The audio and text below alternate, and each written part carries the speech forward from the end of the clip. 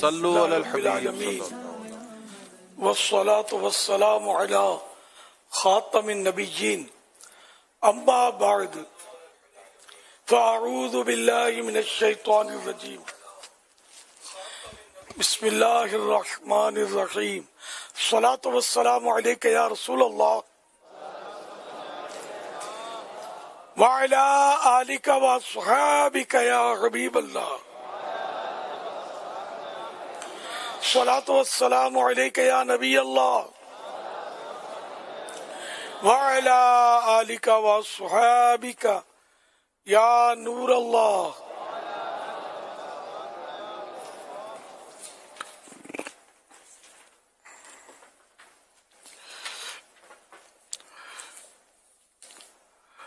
نویت سنت الاعتکاف. جب کبھی داخل مسجد ہونے کی سعادت پائیں اعتکاف کی نیت ضرور فرمائیں. نیت دل کے ارادوں کہتے ہیں. دلی میں نیت کر لیجئے کہ میں نے سنت اعتکاف کی نیت کی. اب معتکف ہو گئے. دل میں نیت حاضر ہوتے ہوئے زبان سے بھی دوہرا لینا زیادہ اچھا ہے. چاہے مادری زبان میں کہہ لیں کہ میں نے سنت اعتکاف کی نیت کی. تو دل میں نیت ہونی ضروری ہے. تو جب نیت کر لی تو اب جب تک مسجد میں رہیں گے آپ کو مفت میں اعتکاف کا ثواب ملے گا. اور جب مسجد سے باہر نکلیں گے تو یہ نفل اعتکاف ختم ہو جائے گا. یاد رہے مسجد میں کھانا پینا سونا سحری افطار آب زمزم شریف پینا دم کیا پانی پینا نیاز کھانا وغیرہ اسی صورت میں جائز ہوتے ہیں جبکہ اعتکاف کی نیت کی ہو. نیت نہیں کی تھی افطار کا ٹائم آ گیا مسجد میں افطار نہیں کر سکتے.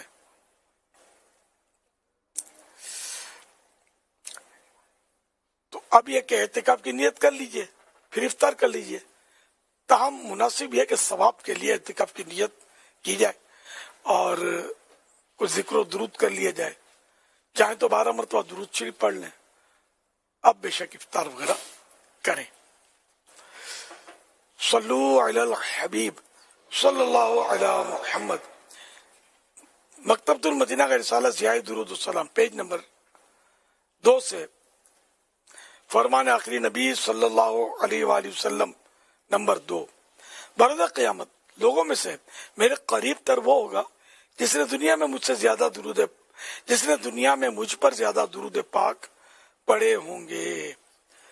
صلو علی الحبیب صلی اللہ علی محمد.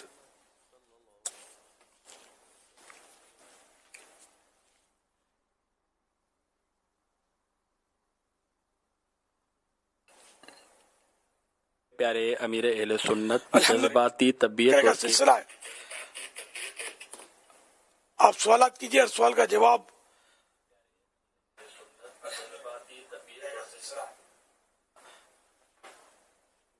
مدنی مذاکرے کا سلسلہ ہے. آپ سوالات کیجئے ہر سوال کا جواب وہ بھی بالصواب یعنی درست دے پاؤں ضروری نہیں بن پڑا تو عرض کرنے کی کوشش کی جائے گی. بھول کرتا پائیں فوراً میری اصلاح فرمائیں.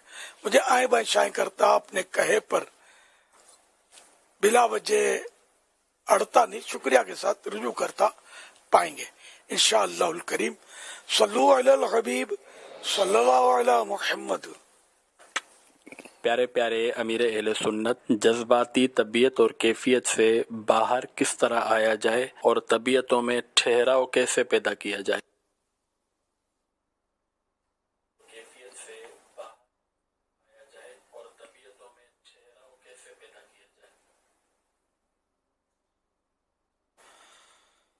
اشارہ دورا سوال ہے. یہ کیا پوچھنا چاہتے ہیں کہ یہ جو جذباتی طبیعت میں جو جذباتی پن آ جاتا ہے یہ جذباتی پن پر کیسے قابو پایا جائے اور بعض اوقات لوگ جلد باز ہوتے ہیں طبیعت میں ٹھہراؤ نہیں ہوتا تو طبیعت میں ٹھہراؤ کس طرح لایا جا سکتا ہے اور کیا چیز بہتر ہے اس پر بھی تھوڑا سا میں نے پلس کر دیا ہے.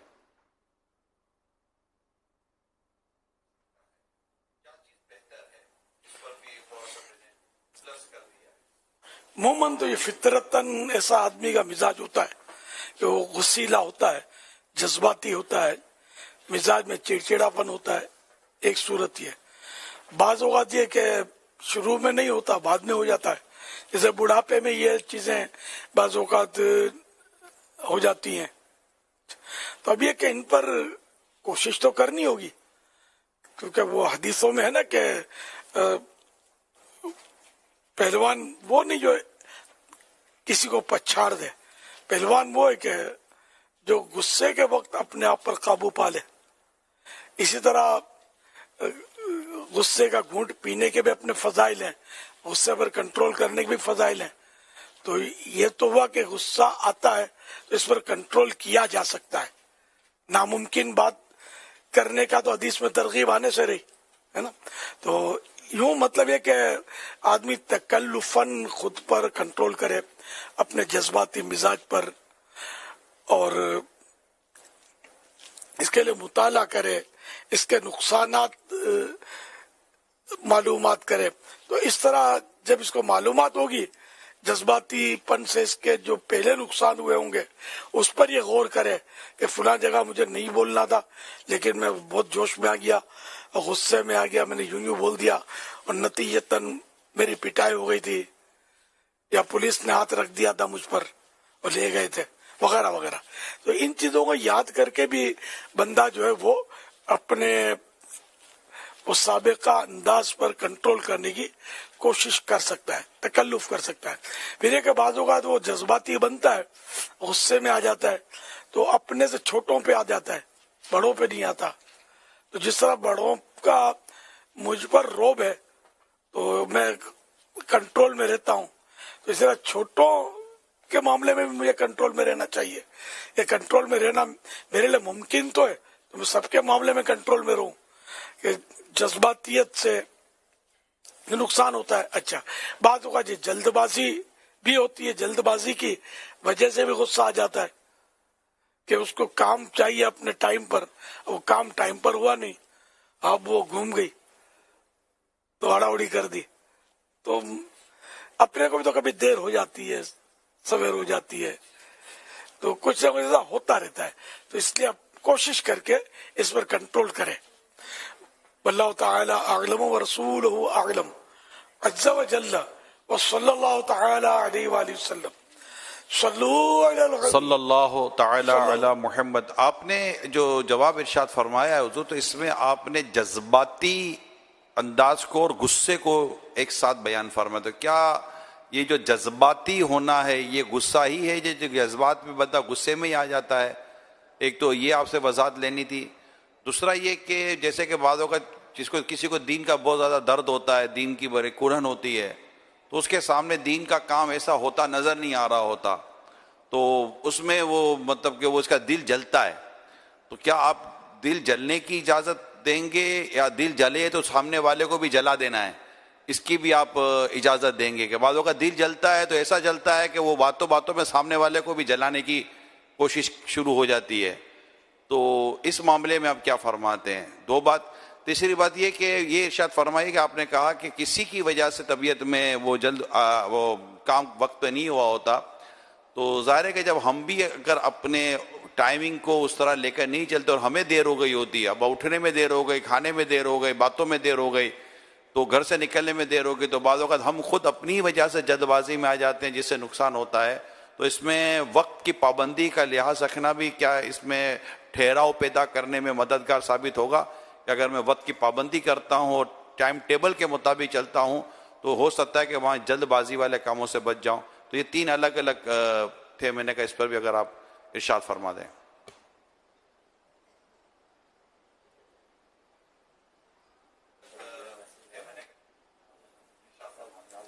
دراصل جذباتی جنرلی طور پر غصے والے کو بولتے ہیں یا بڑا جذباتی ہے، وہ انہیں غصے والا ہے.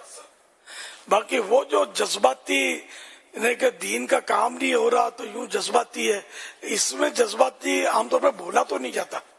پھر وہ کہ اس کے ماشاءاللہ دین کی خدمت کے بڑے جذبات ہیں، جذبات والا آدمی ہے کہ دین کی خدمت ہونی چاہیے.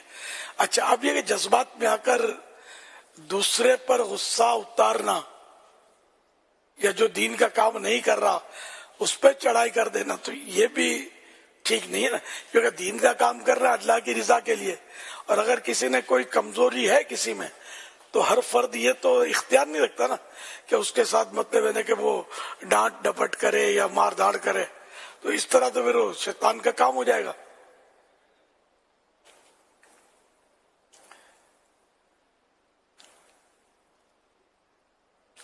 صلو علی الحبیب صلی اللہ علی محمد۔ امیر اہل سنت سے میرا یہ سوال ہے کہ عورتیں رنگ برنگی اور چست برقعے پہن کر نکلتی ہیں تو انہیں کیسے سمجھایا جائے؟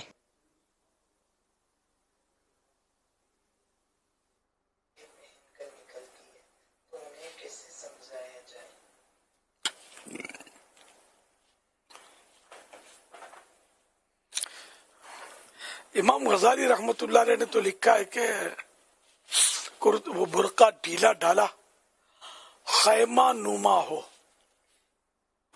یعنی کہ وہ کیمپ کی طرح ہو پھیلا ہوا، یعنی اس میں یہ پتہ ہی نہ چلے کہ عورت بوڑھی ہے جوان ہے، کچھ سمجھ نہ پڑے، ایسی ڈھکی ہوئی ہو پورے سے۔ پہلے ہم اس کو ٹوپی برقع بولتے تھے، پہلے عورتیں ٹوپی برقع پہنتی تھی، پھر اس کی صورت مدنی برقعے میں دعوت اسلامی میں جاری ہوئی اور کافی اسلامی بہنیں پہننے لگی، اب بھی پہنتی ہوں گی، مگر اب حالات ایسے ہے کہ وہ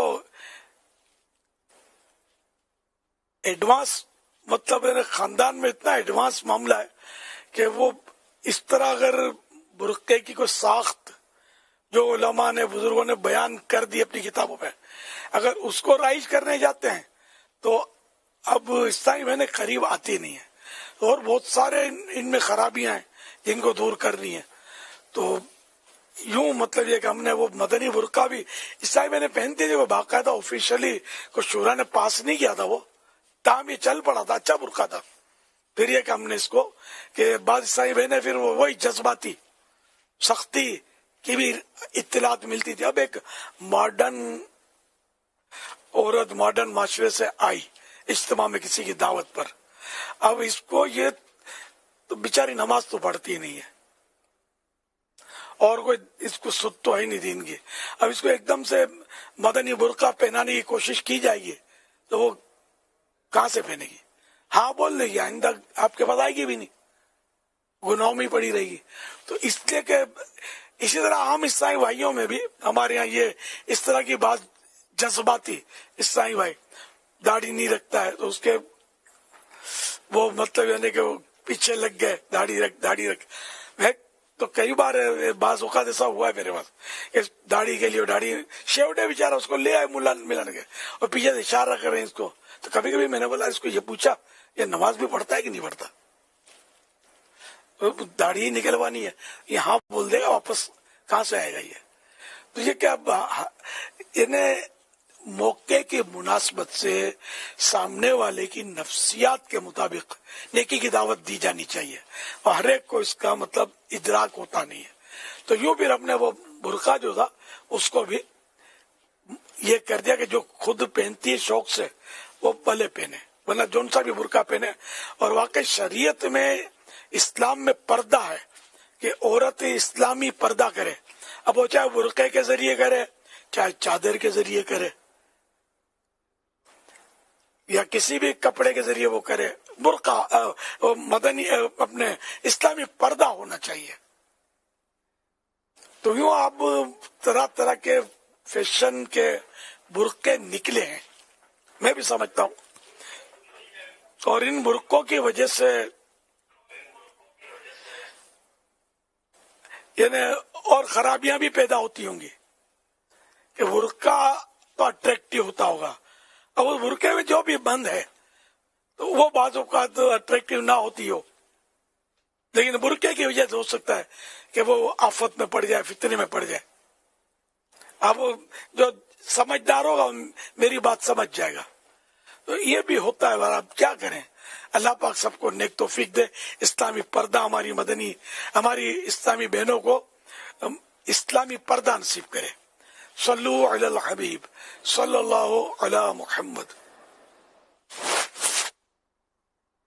میرے علیہ سنت کی بارگاہ میں عرض ہے کہ کیا چاندی کی انگوٹھی کے اوپر سونے کا یا اسٹیل کا یا کسی اور دھات کا کوٹ کر کے یا پالش یا پانی چڑھا کر پہننا مرد کو جائز ہے یا نہیں؟ اس کے بارے میں رہنمائی فرمائیں۔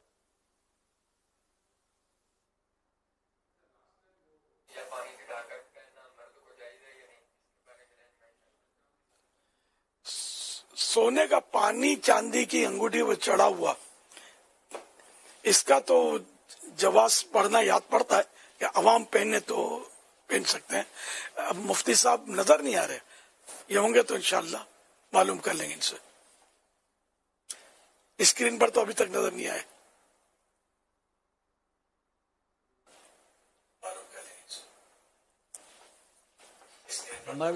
ہاں بھائی ارشاد فرمائیں۔ ملمع سونے کا عوام کے لیے غالباً اجازت ہے، علماء بچے اس سے کہ لوگ پھر اس کو سونے کی انگوٹھی کا جواز بنا لیں گے۔ جی باپا ایسے ہی ہے۔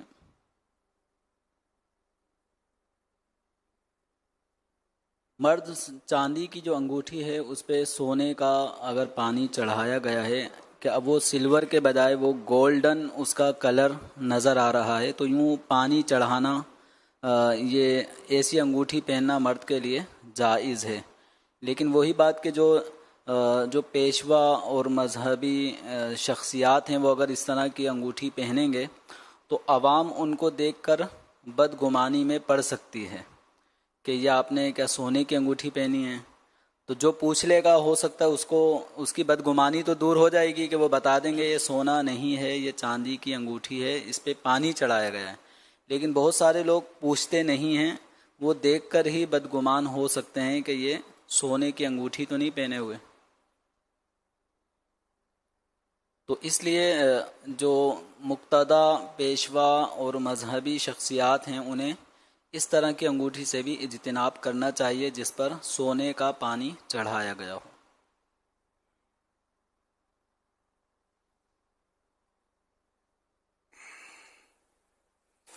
اور سوال یہ ہے کہ ماحول ہو، جہاں اس طرح کا ماحول ہو کہ سونے کا پانی انگوٹھی پر، یعنی سونے کے پانی والی انگوٹھی، سونے کا پانی چڑھی ہوئی انگوٹھی پہننے کا رائج نہیں ہے، تو وہاں بھی پہننے سے بچنا ہی سمجھ میں آتا ہے کہ بہتر یہ کہ بچے۔ اب جیسے دعوت اسلامی کے ماحول میں سونے کا پانی چڑھی ہوئی انگوٹھی اگر آپ پہنیں گے 10 مبلغ کو کام مل جائے گا، آپ سمجھاتے رہیں گے، پھر آپ کو وضاحتیں کرنی پڑیں گی کہ یہ فلاں مدنی مذاکرے میں یوں بات ہوئی تھی۔ تو اس لیے مہربانی کر کے، سب تو سن نہیں رہے ہوتے نا، یہ تو مرد کے لیے اگر چاندی کی انگوٹھی پہننی ہے تو وہی جائز والی 4.5 ماشا چاندی سے کم وزن ہو، ایک نگ ہو، اس میں وہ نگ شرط ہے، وہی انگوٹھی پہنے، ایک نگ والی، ایک سے زیادہ بھی نہیں۔ اور جب سونے کے پانی چڑھانے والی ہے نا، اس میں بھی یہ شرائط تو موجود رہیں گی کہ چاندی کی انگوٹھی وہی ہو جس کا وزن شریعت نے متعین کیا ہوا ہے، وہ سونے کا پانی۔ تو ویسے اب اتنا سونے کا پانی رائج نہیں ہے، تو چاندی کی انگوٹھی بھی یہ مذہبی لوگ یہ سمجھ کر پہنتے ہوں گے، ہر طرح کی چاندی کی انگوٹھی پہن لیتے ہوں گے بعض لوگ کہ یہ جائز ہے، ہر طرح کی جائز نہیں ہے، ورنہ سونے کے پانی والی شاید رائج نہیں ہے۔ اب تو لوگ وہ پہنتے ہیں آرٹیفیشل انگوٹھیاں، اور وہ بھی جائز نہیں ہے مرد کے لیے، آرٹیفیشل دھات کی انگوٹھیاں، میٹل کی انگوٹھیاں۔ جو جائز انگوٹھی ہے اس کی پہننے کی بھی فضیلت نہیں ہے، فضیلت ہوتی تو میں حاصل کرتا رہتا، بچنا ہی بہتر ہے اس سے۔ صرف وہ جائز انگوٹھی بھی جس سے مہر لگانے کی ضرورت ہو، اسٹیمپ لگانے کی ضرورت ہو، اس کے لیے سنت ہے۔ جیسے مفتی اگر مہر لگائیں تو اس کے لیے سنت ہے، نگینہ یہاں ہو وہ یوں مہر لگا دے، قاضی میننگ جج وہ مہر لگاتا ہے اگر انگوٹھی سے، تو اس کے لیے سنت ہے کہ وہ اس سے یوں مہر لگائے۔ تو اب یہ کہیں دیکھا نہیں ہے کہ کوئی مفتی صاحب یا کوئی قاضی صاحب اس سنت پر عمل کرتے ہوں، وہ نہیں ہے، نہیں کرتے تو گناہ گار بھی نہیں ہے۔ اب ایک سے ایک اسٹیمپ آ گئی ہیں، وہ لگائی، ٹھپا مارا، آسان ہوتا ہے۔ تو یوں چل رہی ہے. تو ایسی صورت میں یہ کہ قاضی یا مفتی صاحب کے لیے بھی وہ انگوٹھی جو جائز ہے، جائز تو ہے، پہننا بہتر نہیں ہے، جبکہ مور والی نہیں ہے، ویسے ہی جیسے لوگوں میں رائج ہے. طرح طرح کے لوگ تو اس میں وہ بولتے ہیں کہ اس کا تعویذ ہے، اس میں اس کا تعویذ ہے، وہ بول رہے ہوتے ہیں، وہ انگوٹھیاں بک رہی ہوتی ہیں. میں فتوے مسئلے انہی کے بیان کر رہا ہوں جن کی طرف تعویذ منسوب کیے جاتے ہیں.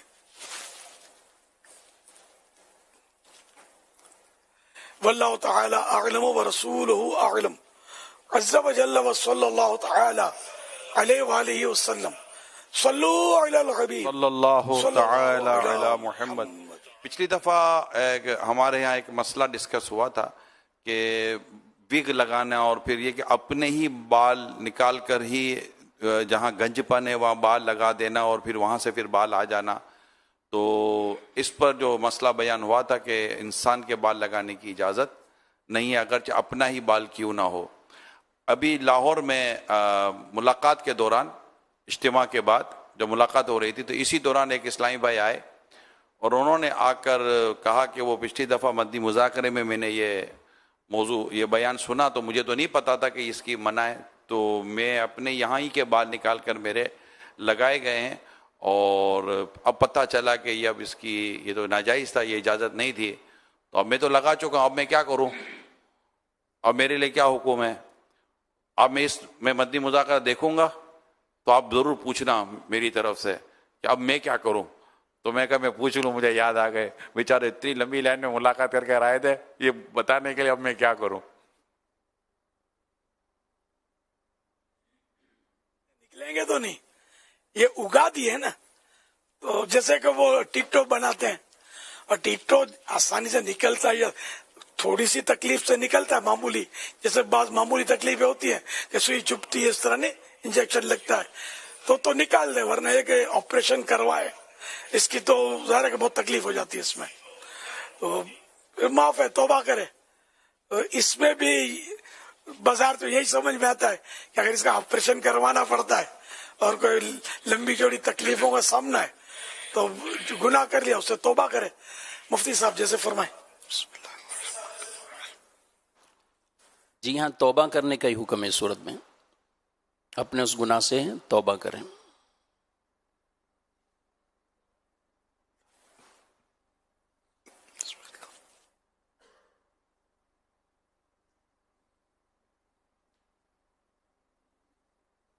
اللہ تعالی اعلم ورسولہ اعلم عز وجل وصلی اللہ تعالی علیہ وآلہ وسلم. صلو علی الحبیب صلی اللہ علیہ وسلم. میرے سنت سے سوال یہ ہے کہ بچے جو ہیں وہ اسلام کے مطابق یعنی کہ نکاح کرنا چاہتے ہیں، لیکن والدین ان کو دنیا کے جو رسم و رواج ہوتے ہیں ان کے مطابق کرنا چاہتے ہیں، کہ جیسے پہلے مسجدوں میں نکاح ہوا کرتا تھا اس طرح بچے کرنا چاہتے ہیں. اب میرے اہل سنت کیا رہنمائی فرما سکتے ہیں؟ مسجد میں نکاح مستحب ہے. اگر مسجد میں نکاح نہ کرے کوئی اور ہال میں کرے، میرج ہال میں یا شامیانے میں کرے یا گھر کی چار دیواری میں کرے تب بھی جائز ہے، گناہ نہیں ہے. تو ایسے معاملے میں والدین کے احساسات کا احترام کرنا چاہیے.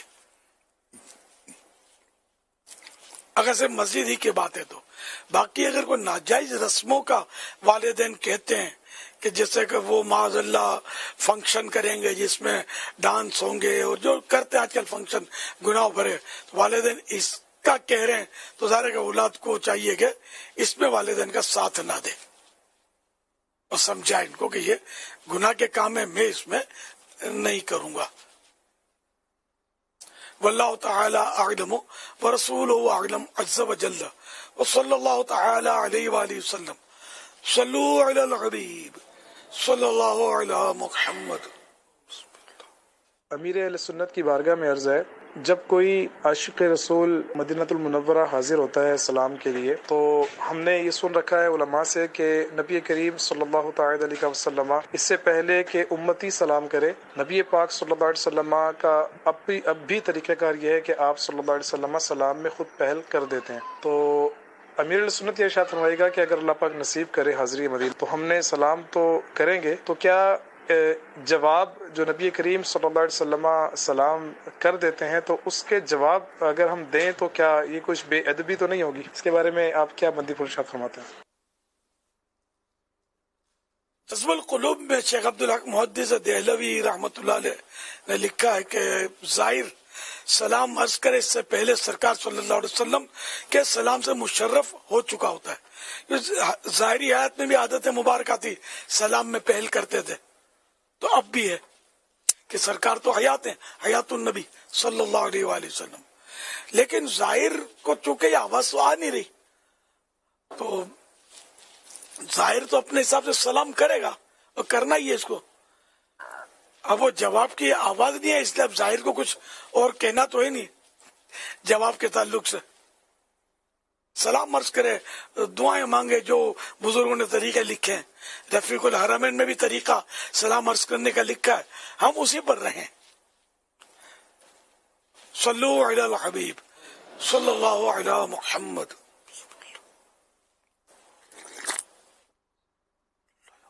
یدی گھر میں کھٹمل، مچھر اور پسو اگر زیادہ ہو جائیں اور بہت زیادہ انسان تکلیف میں آ جائے تو ان کو جلا سکتے ہیں، اور یا سیدی پسو، کھٹمل اور مچھر سے بچنے کا روحانی عمل بھی ارشاد فرما دیجیے.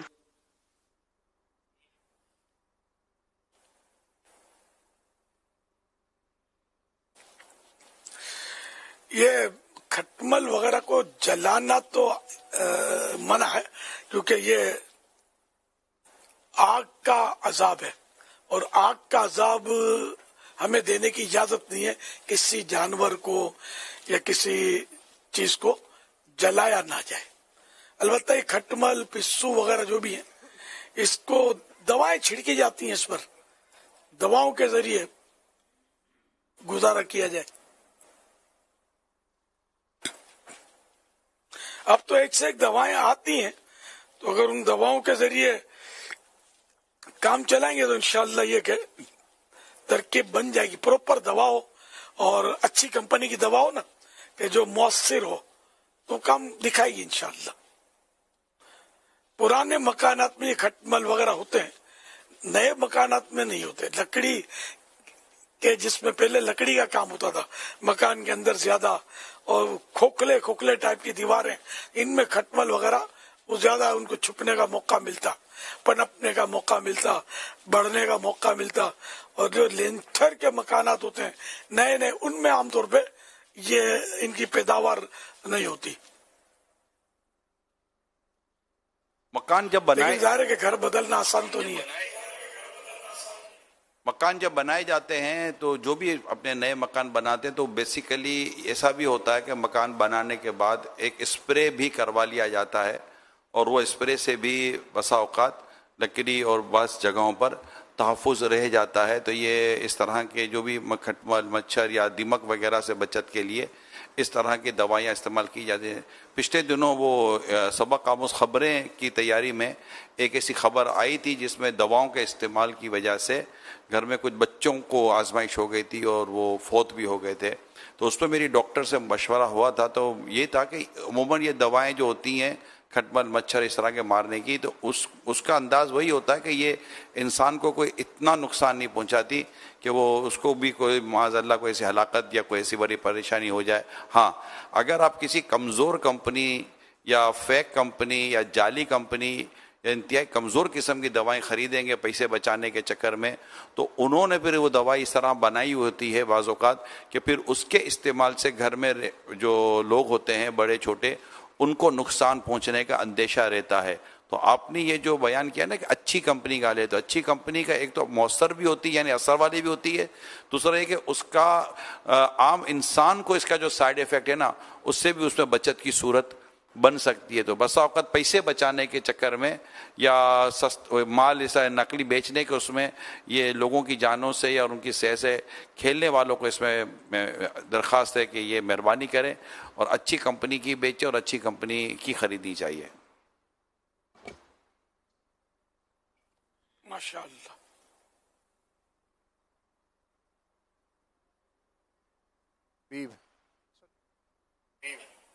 امیر علیہ سنت لوگ سفر کے مہینے کو منحوس سمجھتے ہیں، اس میں سفر وغیرہ سے گریز کرتے ہیں، اور سفر کے مہینے کو منحوس لوگ کیوں سمجھتے ہیں، اس کے متعلق رہنمائی فرما دیں۔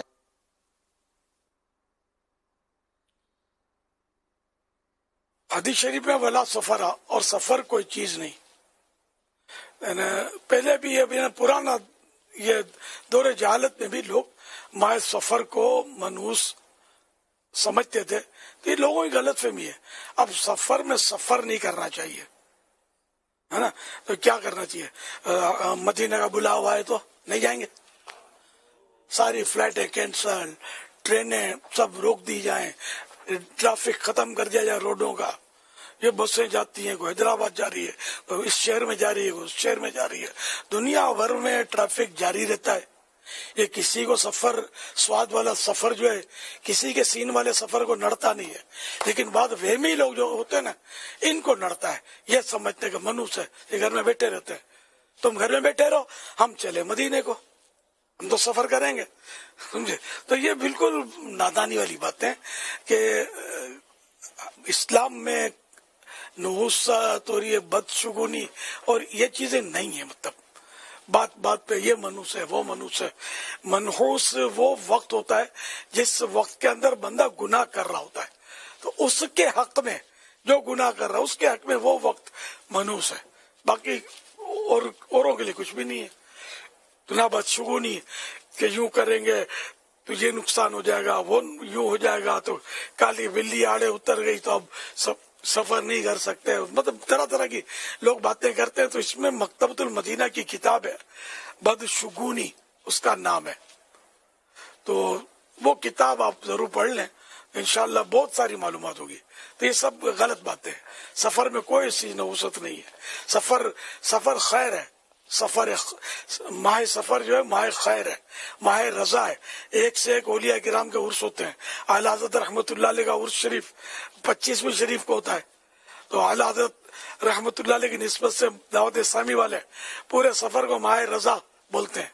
تو جس کی اللہ کے ولی سے نسبت ہو جائے، اگر وہی مہینہ منحوس ہے تو پھر ہو رہا، تو ایسا کچھ بھی نہیں ہے۔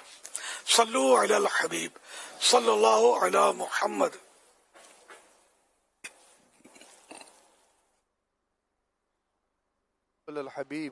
صلو علی الحبیب صلی اللہ تعالی علی محمد۔ الحمدللہ ماہ رضا کی آمد ہے اور مدنی مذاکرے کا سلسلہ ہے۔ فیضان مدینہ عالمی مدنی مرکز میں بھی الحمدللہ کثیر عاشقان رسول موجود ہیں، ان میں سے کچھ اسلامی بھائی آپ سے سوال عرض کریں گے۔ السلام علیکم ورحمۃ اللہ وبرکاتہ۔ وعلیکم السلام ورحمۃ اللہ وبرکاتہ۔ امیر اہل سنت کی بارگاہ میں عرض ہے کہ کوئی بندہ اگر کرامات اولیاء پر یقین تو رکھتا ہو لیکن اس نے کوئی کرامت نہ دیکھی ہو، تو کیا وہ اپنے پیر سے کرامت دیکھنے کی خواہش کر سکتا ہے؟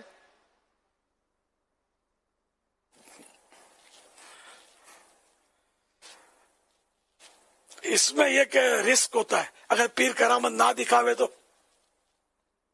پھر بدزن ہوگا نا۔ تو اس لیے مطلب وہ اعلیٰ حضرت نے فرمایا فتح باب نہ چاہے، نہ دروازہ کھلنے کی وہ ڈیمانڈ نہ کرے، مطالبہ نہ کرے۔ کہ بعض اوقات یہ کہ اچھا پیر کو لوگ سمجھتے ہیں کہ ولی ہونا چاہیے اس کا، تو یہ ذہن میں رکھیں کہ پیر کے لیے ولی ہونا شرط نہیں ہے، اور ہر ولی پیر نہیں ہوتا۔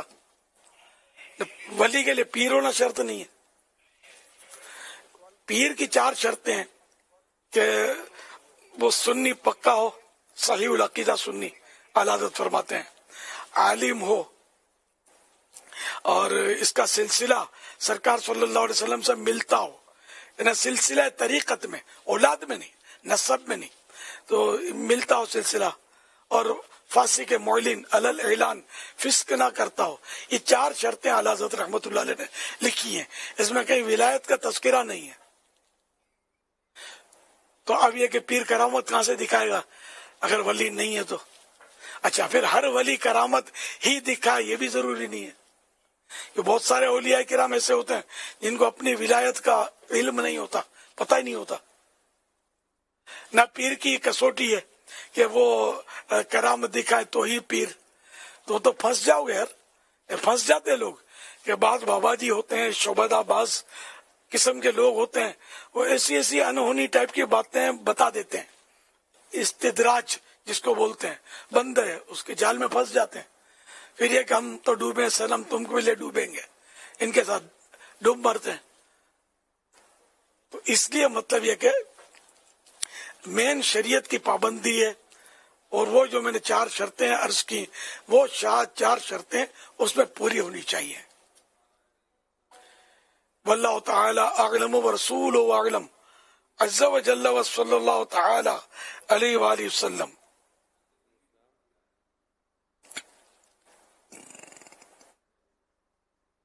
ये जिन इस्लामी भाई ने सवाल अर्ज किया था, तो ये मदनी फीस पे कह रहे हैं कि मैं 12 माह मदनी काफिले में इंशाल्लाह सफ़र करूंगा दौरा हदीस शरीफ के बाद।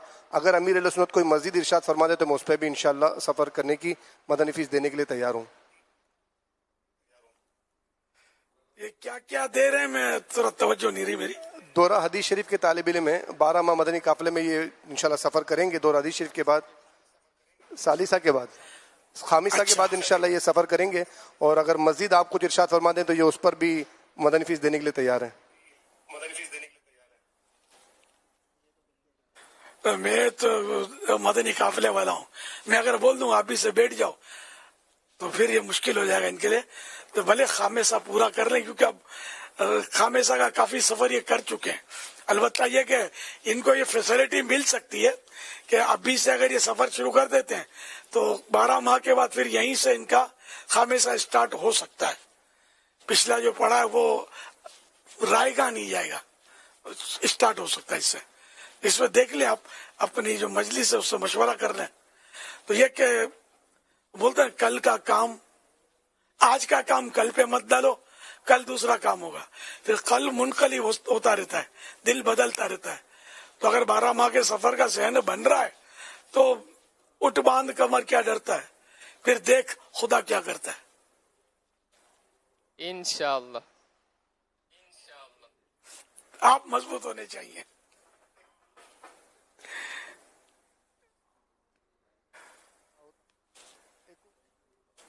सल्लु अलल हबीब सल्लल्लाहु अलैहि मोहम्मद। एक और इस्लाम में आपसे सवाल अर्ज करेंगे।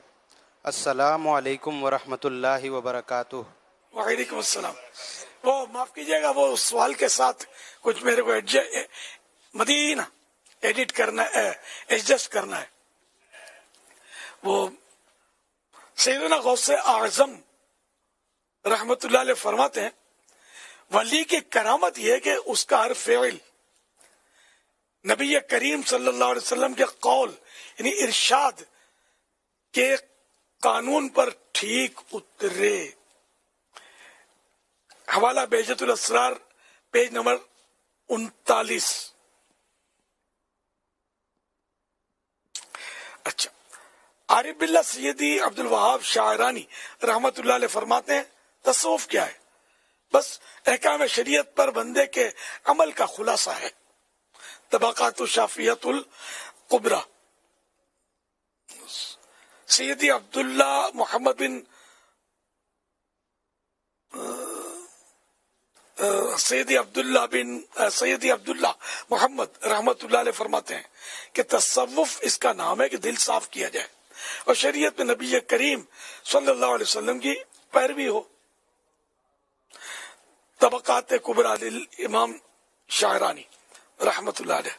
तो इस तरह मतलब ये कि ये जो अकवाल है ये उस जवाब के साथ एडजस्ट कर दीजिएगा। अब दूसरा सवाल इंशाअल्लाह। सल्लु अलल हबीब सल्लल्लाहु अलैहि मोहम्मद। एक और इस्लामी भाई आपसे सवाल अर्ज करेंगे। अस्सलामु अलैकुम वरहमतुल्लाहि वबरकातुहू। वालेकुम अस्सलाम वरहमतुल्लाहि वबरकातुहू। मेरा नाम मोहम्मद महताब अत्तारी, दर्जा दौरतुल हदीस शरीफ। मेरा सवाल अमीर अहले सुन्नत दामत बरकातुहुल आलिया की बारगाह में अर्ज़ है कि हमारे आज़ाद कश्मीर में मौसम गर्मा में और मौसम सरमा में लोग अपना घर मुंतकिल करते रहते हैं। मौसम गर्मा में ठंडी जगह और मौसम सरमा में गर्म जगह पर मुंतकिल करते हैं, लेकिन कुछ तारीख़ ऐसी होती हैं कि उनमें वो लोग ऊपर नीचे मुंतकिल नहीं करते, जैसे 3, 13, 23, 8, 18, 28। इन तारीख़ों को वो मनहूस समझते हैं और अपना घर मुंतकिल नहीं करते ऊपर नीचे। تو ایسا کرنا کیسا ہے؟ امیر علیہ سنت رہنمائی ارشاد فرما دیں۔ بس یہی بدشگونی ہے اور بدشگونی ناجائز ہے، گناہ کا کام ہے۔ تو جب ایسا دل میں وہم آئے بھی نا تو وہ کام کر گزرنا چاہیے، اس سے پیچھے نہیں ہٹنا چاہیے۔ چند سال پہلے میں کسی ملک میں تھا اور کہیں سے گزر رہا تھا تو کالی بلی میرے آڑے سے گزر گئی۔ مجھے پتا تھا کہ یہ لوگ اس سے بدشگونی لیتے ہیں، الحمدللہ میں نے کچھ بھی نہیں، میں تو نکل کے آگے، برسوں ہو گئے گھومتا گھومتا آپ کے پاس آ کے ابھی اسکرین پر بیٹھا ہی ہوں نا۔ تو بدشگونی کا کوئی اسلام میں مطلب یعنی کہ حوصلہ افزائی نہیں ہے۔ جو اگر ایسی بدشگونی ہو بھی نا پیدا ذہن میں تو اس کے خلاف کر لے، مطلب انشاءاللہ کچھ بھی نہیں ہوگا۔ صلو علی الحبیب صلی اللہ علی محمد۔ مدنی چینل کے ناظرین، اللہ کے آخری نبی صلی اللہ علیہ وآلہ وسلم سے صحابہ کرام نے پوچھا کہ ہم کس کی مجلس میں بیٹھیں، تو سرکار دو عالم صلی اللہ علیہ وآلہ وسلم نے فرمایا 3 باتیں۔ فرمایا جس کو دیکھ کر تمہیں اللہ یاد آئے، جس کی بات سے تمہارے علم میں اضافہ ہو، جس کا عمل دیکھ کر تمہیں آخرت کی طرف رغبت ہو۔ یعنی کس کی صحبت اختیار کی جائے؟ جس کی زیارت سے اللہ یاد آئے، جس کی باتیں علم میں اضافے کا ذریعہ بنے، اور جس کا عمل دیکھ کر آخرت کی طرف رغبت ہو۔ میرے پیارے اسلامی بھائیوں، جو فیضان مدینہ عالمی مدنی مرکز میں حاضر ہیں اور مدنی چینل کے جو ناظرین ہیں، اس وقت یادگار اسلاف شخصیت امیر اہل سنت مولانا محمد الیاس قادری صاحب دامت برکاتہم العالیہ کی صحبت ہمیں میسر ہے۔ اللہ پاک جل شانہ نے آج ہمیں موقع دیا کہ ہم توبہ بھی کر لیں اور ان کے ذریعے سرکار بغداد حضور غوث پاک کی نسبت حاصل کر لیں۔ کہ توبہ کے بارے میں حدیث پاک میں فرمایا التائب من الذنب کمن لا ذنب لہ، گناہوں سے توبہ کرنے والا ایسا ہے جیسے اس نے گناہ کیا ہی نہیں۔ تو سچی توبہ گناہوں کو مٹا دیتی ہے۔ تو امیر علیہ سنت بیعت سے پہلے توبہ بھی کرواتے ہیں۔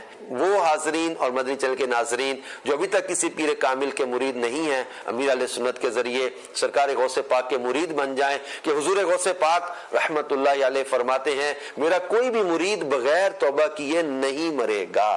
اور جو پہلے کسی پیر صاحب کے مرید ہیں وہ چاہیں تو بیعت برکت حاصل کر لیں، طالب ہو جائیں، وہ اپنے پیر صاحب کے ہی مرید رہیں گے، اس کے ساتھ ساتھ اس سلسلے کا فیضان بھی جاری ہو جائے گا۔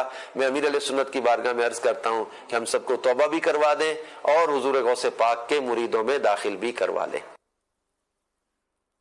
بسم اللہ الرحمن الرحیم، الصلاۃ والسلام علیک یا رسول اللہ وعلى آلك وصحابك يا حبيب الله، لا إله إلا الله محمد رسول الله صلی اللہ علیہ وسلم۔ توبہ کرتا ہوں میں اپنے تمام پچھلے گناہوں سے اور آئندہ اللہ اور رسول کی نافرمانی نہیں کروں گا، بد مذہبوں اور برے لوگوں کی صحبت سے بچتا رہوں گا، ماں باپ کی نافرمانی، جھوٹ، غیبت، چغلی، وعدہ خلافی، گالی گلوچ، فلمیں ڈرامے، گانے باجے، بے پردگی وغیرہ وغیرہ گناہوں سے بچتا رہوں گا۔ مرید ہوتا ہوں میں آپ کا اور آپ کے ذریعے سرکار بغداد حضور غوث پاک شیخ عبد القادر جیلانی رحمت اللہ علیہ کا یا اللہ پاک مجھے جناب غوث اعظم کے مریدوں میں قبول فرما، اور کل قیامت میں غوث پاک کے गुलामों में उठा। या अल्लाह पाक मुझे सिलसिला अलिया, कादरिया, रज़विया की बरकतों से माला माल फरमा।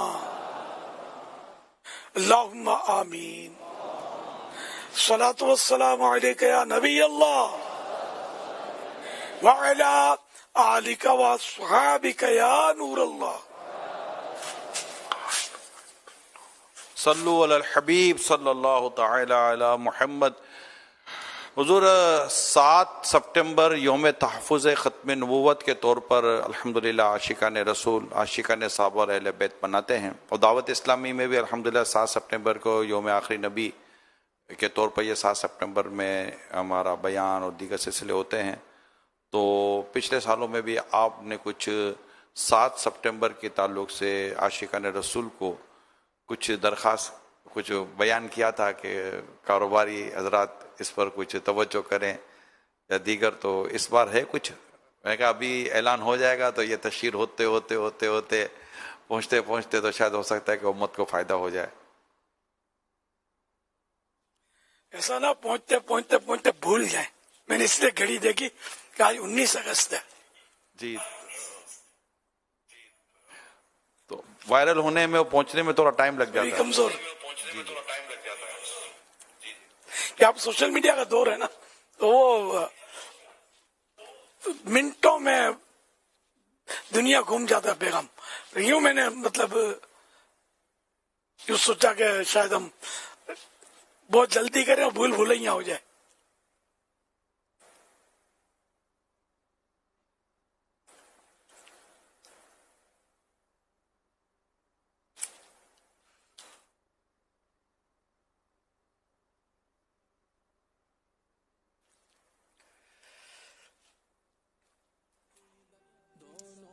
कैसा है नूर छाया मदनी मुज़ाकरे में, कैसा है नूर छाया मदनी मुज़ाकरे में, कैसा है नूर छाया मदनी मुज़ाकरे में, हर दिल है जगमगाया मदनी मुज़ाकरे में, हर दिल है जगमगाया मदनी मुज़ाकरे में।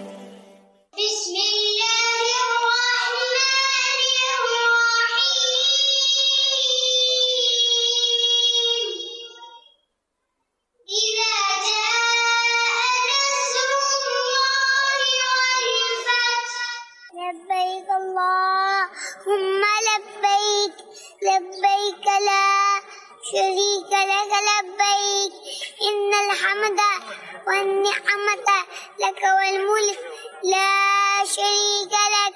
अल्लाहुम्मा बिस्मिका अमूतु व अहया। हमने आँखों से देखा नहीं है मगर उनकी तस्वीर सीने में मौजूद है। पाकिस्तान का मतलब क्या? ला इलाहा इल्लल्लाह। कौन हमारे रहनुमा? मोहम्मद रसूलुल्लाह। अबू बकर और उमर जन्नती, जन्नती। उस्मान और अली जन्नती, जन्नती। हर सहाबिये नबी जन्नती, जन्नती।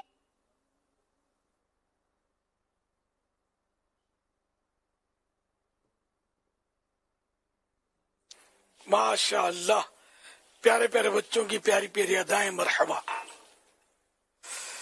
अल्लाह पाक इन सारे बच्चों को बामल आलिम दीन, मुफ्ती इस्लाम और दावत इस्लामी का मुखलिस मुबल्लिग बनाए। सब माँ बाप, दादा दादी, नाना नानी और खानदान वालों के साथ बार बार हज करें, बार बार मीठा मीठा, शहद से भी मीठा मदीना देखें। सल्लु अलल हबीब सल्लल्लाहु अलैहि मुहम्मद। सोशल मीडिया के ज़रिए सवालात का सिलसिला जारी है। फेसबुक में कमेंट के ज़रिए काशिफ अली भाई हैं, ये सवाल कर रहे हैं कि अगर कोई मुसलमान किसी दूसरे मुसलमान से नाराज़ हो जाए और 3 दिन तक बात ना करे तो क्या वो मुसलमान रहेगा? नाराज होने मतलब खैर मुसलमान तो रहेगा, बाजों का तो नाराजगी की दुरुस्त वजह भी होती है, तो खैर इन्हें के आपस में नाराजगी होनी नहीं चाहिए। और पहले सलाम कर दे तो वो अगर दूसरा जवाब नहीं देता तब भी अगला बरी हो जाता है जिसने सलाम किया। तो इसकी रिवायतें हैं वैसे वो कि 3 दिन से ज्यादा जो है ना ये नाराजगी को बाकी ना रखा जाए। इन बातों का ऐसी नाराजगियां होती हैं जो शरअन वो उसमें पकड़ नहीं होती। जैसे कि हजरत अब्दुल्ला बिन उमर रदियल्लाहु अन्हुमा के ताल्लुक से आला हजरत रहमतुल्लाह अलैह ने वो फतह रज़विया शरीफ में फरमाया कि अपने बेटे से उम्र भर आपने कलाम नहीं किया, बात नहीं की, हालांकि सहाबी इब्ने सहाबी है, तो बेटे की जरूर कोई ऐसी गलती थी जिसकी वजह से उम्र भर बात नहीं की। हजरत मौलाना जलालुद्दीन रूमी रहमतुल्लाह अलैह, जिनको आला हजरत आरिफ बिल्लाह लिखते हैं, अल्लाह को पहचानने वाले, बड़े जबरदस्त बुजुर्ग गुजरे, इनका मशहूर है मसनीव मौलाना रूम। तो ये अपने बेटे से किसी बात से नाराज हुए, तो भी जरूर कोई ऐसी वजह थी, दुरुस्त वजह, कि इनके जनाजे में भी शरीक नहीं हुई है मौलाना रूमी रहमतुल्लाह अलैह, ये भी आला हज़रत ने लिखा है। तो ये मैं इसलिए बता रहा हूँ कि हर सूरत में अगर कोई 3 दिन कलाम ना करे या नाराजगी बाकी रहे, तो इसमें यह कि उसकी पकड़ हम नहीं कर सकते, कि बाज़ औक़ात कोई ऐसी वजह होती है शरअन वो वजह दुरुस्त होती है कि जो मतलब ये रहे कि आपस में जुदाई हो जाती है। लेकिन आमतौर पर हमारे यहाँ ये वजूहात नहीं होती, हमारे यहाँ वजूहात नफ्स की होती है कि नफ्स की खातिर बस वो बात बात पे हमारे यहाँ लड़ जाते हैं और वो जुदाइयां डाल देते हैं खानदानों में, वो तड़े डाल देते हैं और क्या क्या कर देते हैं। तो ये सब ये नहीं होने चाहिए, इनकी मजम्मत है। सल्लु अलल हबीब सल्लल्लाहु अलैहि मुहम्मद। इरफान भाई हैं नवाब शाह से, ये सवाल कर रहे हैं कि अगर कोई मोबाइल में कुरान पाक पढ़ रहा हो और सामने आकर कोई शख्स आगे आकर बैठ जाए तो क्या ये बेअदबी होगी? उर्फन तो इसको बेअदबी नहीं कहते। जो कुरान करीम का नुस्खा पूरा मुसहफ शरीफ अगर कोई पढ़ और पीछे कोई पीट करके बैठा तो इसको तो लोग जरूर बेअदबी कहते हैं। मोबाइल का तो पता भी नहीं चलता ना कि ये कुरान करीम की तिलावत कर रहा है। हाँ, अगर ये पता है तिलावत कर रहा है और इसमें नजर भी आ रहा है तो फिर जरा एहतियात इसी में कि उसको पीट ना करे। अदब करना मना तो नहीं है।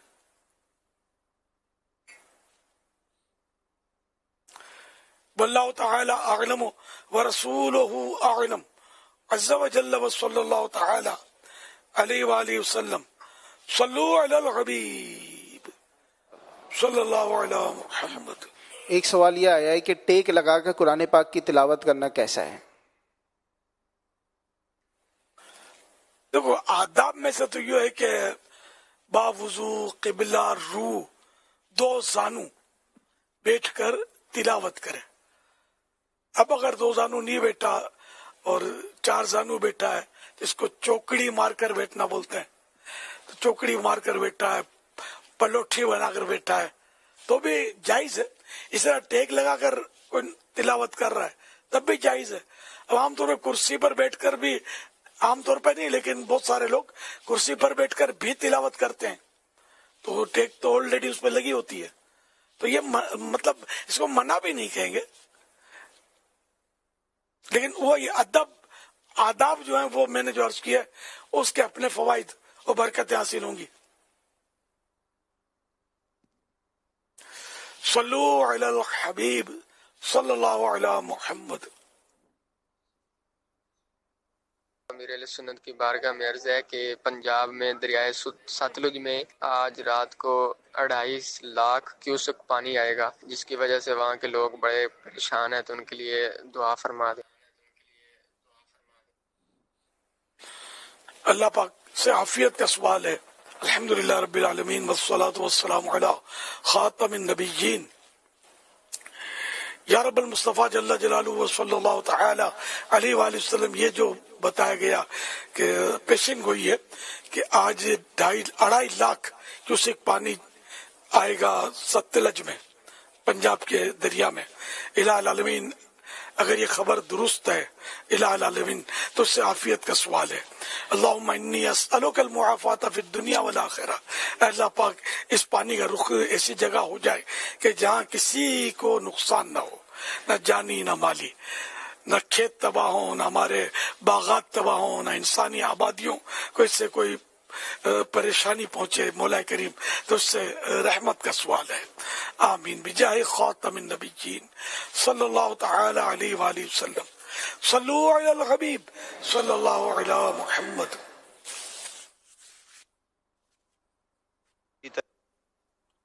پیارے مرشد کی بارگاہ میں دمام سے سوال عرض ہے کہ یہاں دیکھا گیا ہے مسجدوں میں کہ لوگ مسجدوں میں یہاں پہ ٹشو وغیرہ بھی ہے نا عام پڑا ہوتا ہے نا استعمال کے لیے، تو اب جس طرح پانی مسجد کا بھر کے باہر نہیں لے جا سکتے، کیا اسی طرح ٹشو کا بھی یہی حکم ہوگا کہ صرف مسجد میں استعمال کر لیں یا باہر لے جا سکتے ہیں؟ برائے کرم جواب ارشاد فرما دیجیے۔ میرے اور میرے والدین کے لیے دعائے مغفرت، بے حساب دعائے مغفرت اور جلد بادب مدینہ پاک کی حاضری کی دعا فرما دیجیے۔ جزاک اللہ خیرہ۔ وَإِيَّاكُمْ۔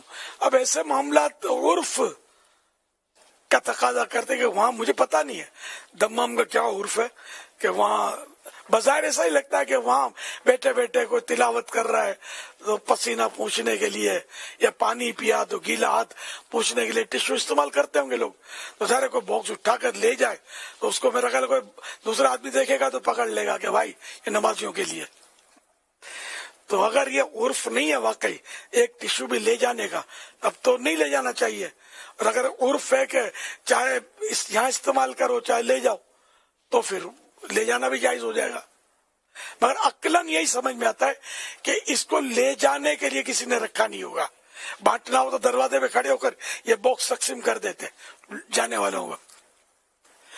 صلو علی الحبیب صلی اللہ علی محمد۔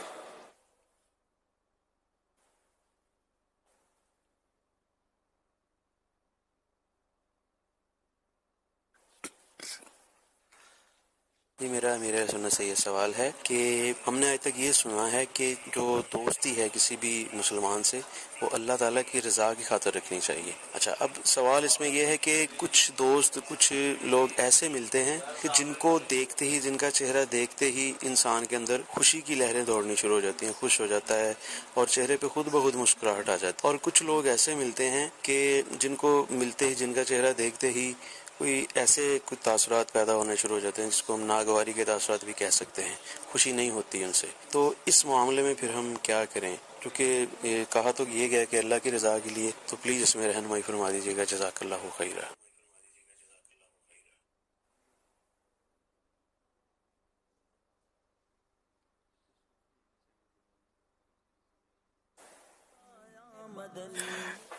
یہ ایک ہوتا ہے کہ کوئی مسکراہٹ کسی کے چہرے پر ہو اور حشاش بشاش ہو، ملنسار ہو، تو ملتا تو ظاہر کہ دل کو ایک خوشی اور فرحت حاصل ہوتی ہے، اور جس کے چہرے پر مسکراہٹ نہ ہو، سپاٹ چہرہ ہو، یا ایسا لگے کہ اپنے کو یہ غصے میں بھرا ہوا ہے، اگرچہ وہ غصے میں بھرا ہوا نہیں ہوگا، یہ لگے دیکھنے والے کو، تو اس سے مطلب وہ دل مانوس نہیں ہوتا۔ تو یہ یعنی کہ فطری اور نفسیاتی انداز ہوتے ہیں۔ حضرت علامہ عبدالرؤف مناوی رحمۃ اللہ علیہ فرماتے ہیں ایسی محبت جس میں اللہ پاک کی رضا مقصود ہو، نمود و نمائش اور نفسانی خواہش کی آمیزش یعنی ملاوٹ نہ ہو، افضل اعمال میں سے ہے۔ کسی شخص کا کسی نیک آدمی سے دل کی خوشی کی وجہ سے محبت نہ کرنا، بلکہ اس کے ایمان اور عرفان کی وجہ سے محبت کرنا، نیز برے آدمی سے ذاتی انتقام کے علاوہ صرف اس کے کفر اور گناہوں کی وجہ سے نفرت کرنا افضل اعمال میں داخل ہے۔ تو جو بھی ہو، محبت ہو، نفرت ہو، یہ سب ہو اللہ کے رضا کے لیے، اپنے نفس کی خواہش کے مطابق نہ ہو۔ واللہ تعالی اعلم ورسولہ اعلم عز وجل وصلی اللہ تعالی علیہ وآلہ وسلم صلو علی الحبیب صلی اللہ علی محمد۔ امیر اہل سنت سے میرا یہ سوال ہے، میرے بھائی کے گھر میں 4 بچے پیدا ہو کر اللہ پاک کو پیارے ہو گئے، سارے محلے والے اور گھر والے کہتے ہیں گھر منوس ہے، گھر چینج کریں، پیارے بابا جان وضاحت فرما دیں اور میرے بھائی کی اولاد کے لیے دعا فرما دیں۔ اللہ کریم آپ کے بھائی کو نیک اولاد عافیت کے ساتھ زندہ رہنے والی اور آنکھوں کی ٹھنڈک بننے والی اور دین کی خدمت گزار ولایت کا تاج پہننے والی عطا فرمائے۔ 4 بچے فوت ہو گئے، گھر منوس، سمجھے؟ کربلا شریف جانا ہے نا؟ جی جانا ہے۔ کربلا کی حاضری شرف ہے نا۔ امام حسین رضی اللہ عنہ کے کتنے بچے وہاں شہید ہوئے،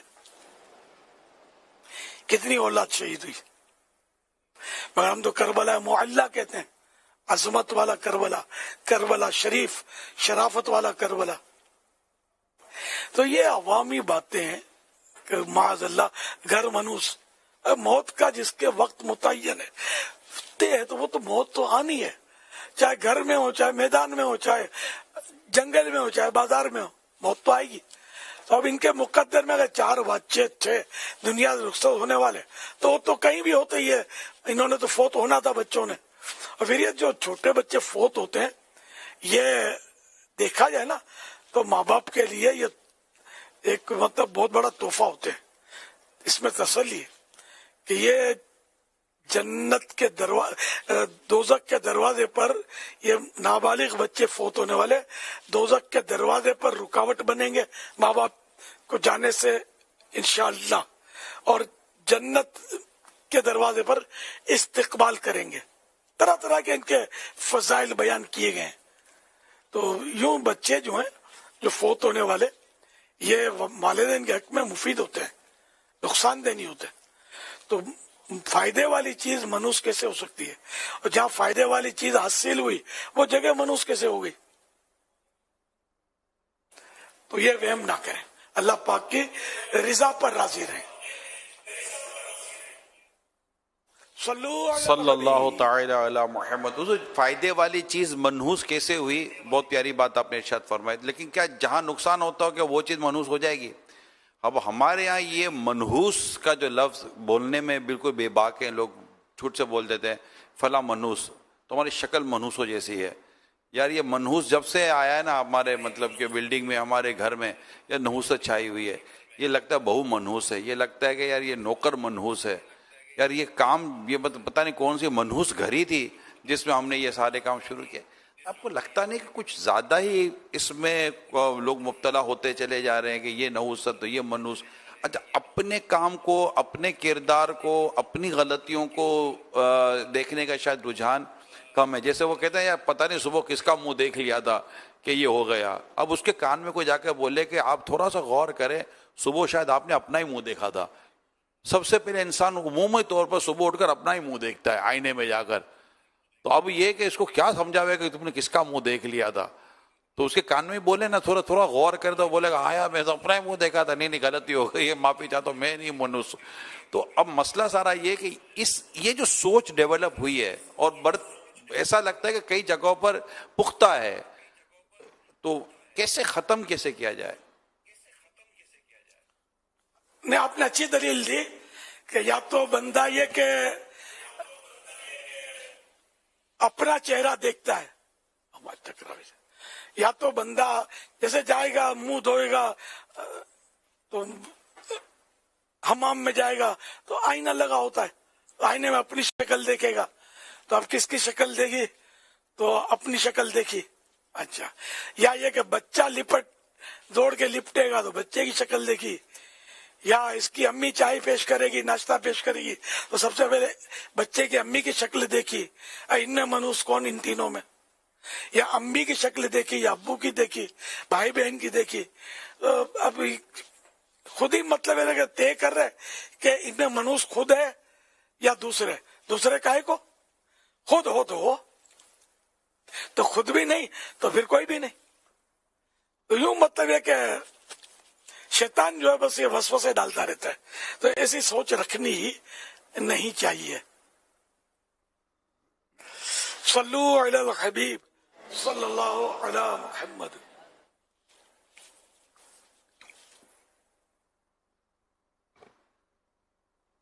प्यारे अमीर सुन्नत की बारगाह में अर्ज है, ये इरशाद फरमा दें कि इस्लामी महीनों में भी 31 दिन का कोई महीना होता है। जज़ाकल्लाहु खैरा। वैजाकुम, जी नहीं, इस्लामी महीनों में या 29 दिन का महीना होता है, 29 डेज, या 30 यानी 30 डेज, 30 दिन, 30 दिन का महीना होता है, 31 का नहीं होता, 31 का नहीं होता। सल्लु अलल हबीब सल्लल्लाहु अला मुहम्मद।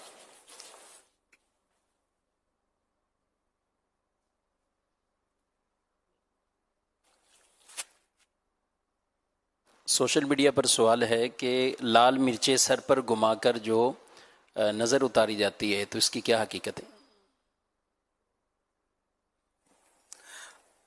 ये टोटका घरेलू टोटके कहलाते हैं। ये घरों में राइज है और इसके फवाइद भी बाज़-औक़ात देखे जाते हैं कि मिर्चें ये घुमा के अगर तवे पे डालो और ये जले, या कोयलों में डालो जलते हुए ये जले, और अगर एकदम से बदबू निकले, मिर्चों की बदबू या बू बड़ी खतरनाक होती है, ठाऊ ठाऊ एकदम खांसियां शुरू हो जाएंगी, छींकें शुरू होंगी, बंदा भागेगा वहां से। तो इसका मतलब ये कि नजर नहीं है, ये नॉर्मल मतलब। और बाद वक्त मिर्चें डालो तो बू निकलती ही नहीं है, कुछ भी नहीं होता, तो इसका मतलब इसको नजर है। तो दोबारा डाले, दूसरे दिन डाले, तो इस तरह जब ये बू आनी शुरू हो जाए तो ये समझो कि नजर उतर चुकी है। तो इस तरह के कई टोटके जो है ये मतलब बुजुर्गों से भी राइज है। यहाँ तक के हदीस पाक में एक हदीस पाक है कि एक थे मतलब सहाबी, तो उन खुश शक्ल थे, हसीन थे, इनको किसी की नजर लग गई बारगाह रिसालत में। ये अर्ज किया गया तो नजर है, तो वो जिसकी नजर लगी थी प्यारे आका सल्लल्लाहु अलैहि वसल्लम तो तबीबों के तबीब, अल्लाह के हबीब, तो इन्होंने हुक्म दिया कि जिस शख्स की नजर लगी है ना, उसके फुला फुला आज़ा बदन के वो धोकर इस पानी से इसको नहलाओ, मंसूर को जिसको नजर लगी है, गालिबन ये नहलाओ उसको, या इसके हाथ पांव धुलाओ, अब ये भूल गया हूं मैं, तो ये इलाज बताया और गालिबन ये किया गया और नजर उतर गई। तो ये हदीस पाक अगर मुझे मिल गई ना तो मैं वो अर्ज करूंगा। तो अब ये कि ये टोटकों पर मैंने इसलिए मतलब इसकी वजाहत की कि अब ये सवाल कर लिया गया, अब दौर नाजुक है, सोशल मीडिया पे अक्लमंद लोग बैठे होते हैं, तो इनकी अक्लें जो होती है महदूद सोचों की अक्लें होती है, इनको बहुत सारी बातें जो है ना, जो हदीसों की, बुजुर्गों की, कुरान करीम में बयान की हुई, तफसीरों में बयान की हुई, इनको पता नहीं होता, तो ये अक्ल की कसौटी पर इसको तोलते हैं, तो इनकी समझ में नहीं आता, तो ये इनकार करते हैं, फिर इसमें कमेंट्स देकर अपनी आखिरत बेचारे बर्बाद कर रहे होते हैं। तो इसलिए मैंने ये रिवायत की तरफ मतलब इशारा किया। तो बहरहाल नजर का लगना ये भी तो अक्ल में नहीं आता ना, कि नजर का लगना कैसे लग सकती है नजर। तो कई अक्लमंद ये भी सोच रहे हो कहा यार नजर तो नहीं लग सकती, तो असी मनण वाले सोचण वाले नहीं है। मुस्लिम शरीफ, ये बुखारी और मुस्लिम, ये हदीसों की बहुत मशहूर किताबें और मोतबर किताबों में सरे फहरिस्त हैं। तो मुस्लिम शरीफ में हजरत अब्दुल्लाह इब्न अब्बास रज़ियल्लाहु अन्हुमा से रिवायत है कि नबी सल्लल्लाहु अलैहि वसल्लम ने इरशाद फरमाया कि नजर हक है। अगर कोई चीज तकदीर से बढ़ सकती, अगर कोई चीज तकदीर से बढ़ सकती है तो इस पर नजर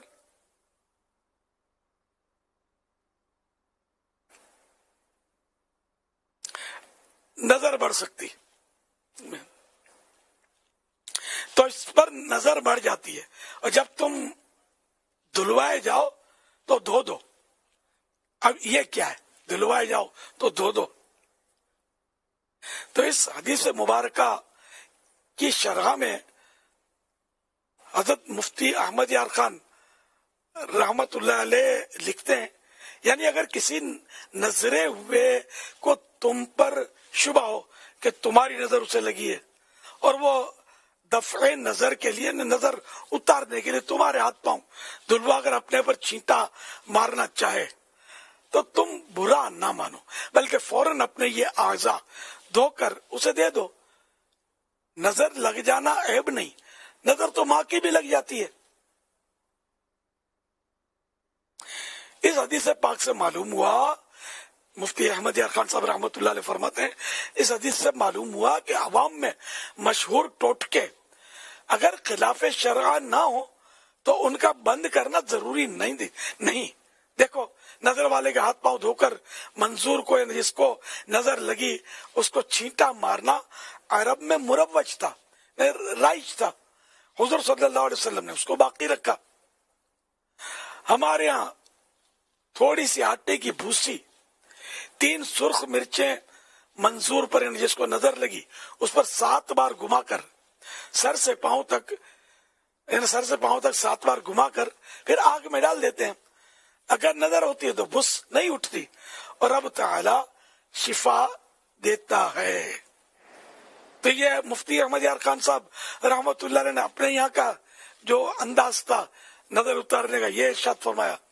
हमारे यहाँ के 3 मिर्चें 7 मिर्चें, ये 7 फेरे सर से घुमाते हैं और डाल देते हैं चूल्हे में.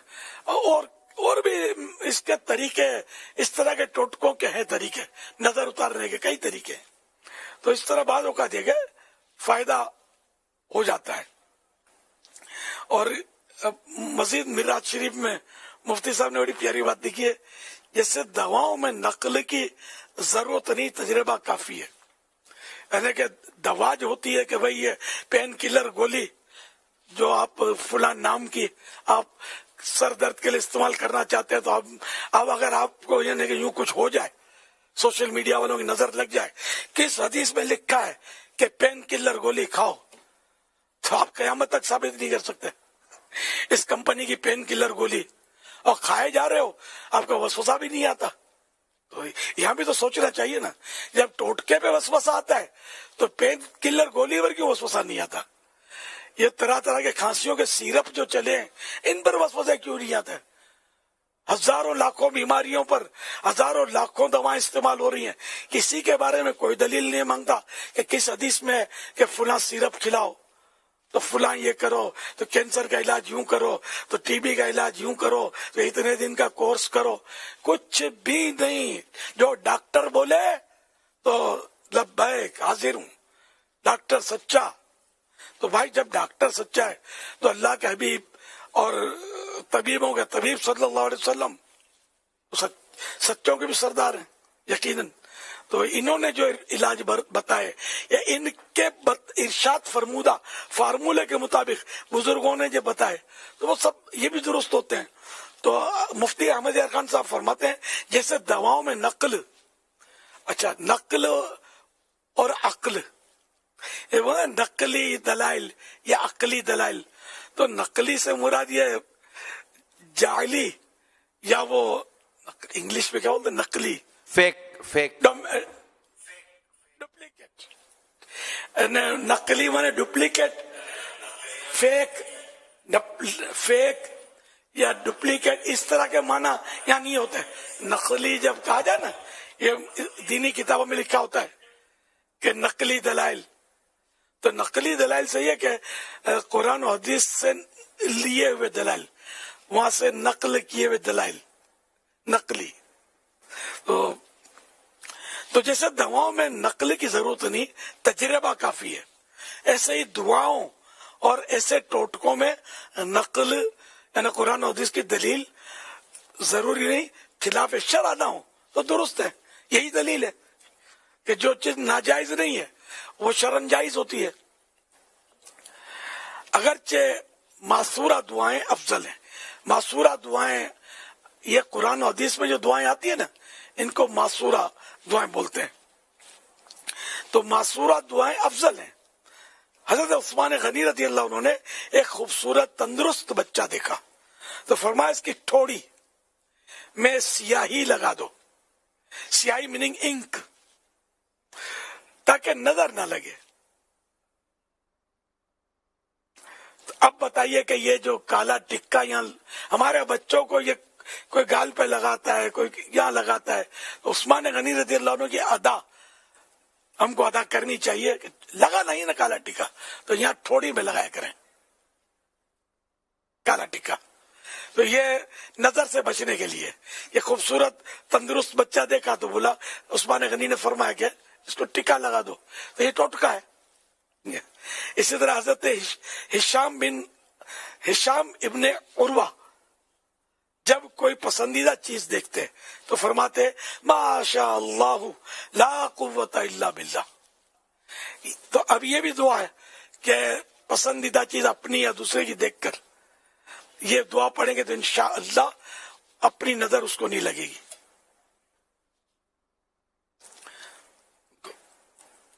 عقل کو تنقید سے فرصت نہیں, عشق پر اعمال کی بنیاد رکھ. صلو علی الحبیب صلی اللہ علی محمد.